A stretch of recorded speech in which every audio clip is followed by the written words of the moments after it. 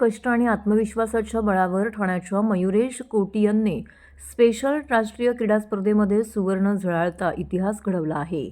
हरियाणा येथे 1 ते 7 फेब्रुवारी दरम्यान पार पडलेल्या राष्ट्रीय अजिंक्यपद क्रीडा स्पर्धेमध्ये मयुरेशने 100 मीटर धावण्यामध्ये सुवर्ण पदक पटकावत सर्वांचं लक्ष वेधून घेतलंय. तर भालाफेक प्रकारामध्ये कांस्य पदक मिळवत आपल्या अष्टपैलू क्षमतेची साक्ष दिली आहे.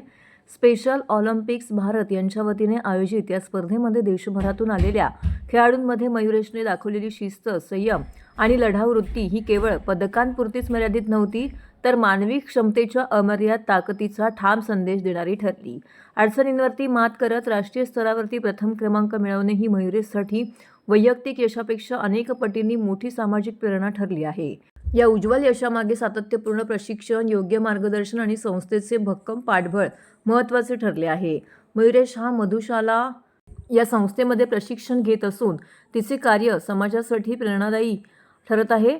कार्यकारी सचिव व महासंचालक योगेंद्र शेट्टी, शिक्षक राजेंद्र जगताप आणि प्रशिक्षक दत्ता चव्हाण यांनी मयुरेशच्या क्षमतेवरती विश्वास ठेवत त्याला घडवले आहे. शिस्तबद्ध सराव, आत्मविश्वास वाढवणारे मार्गदर्शन आणि सातत्यपूर्ण मेहनतीमुळे मयुरेश राष्ट्रीय स्तरावरती झळकू शकला.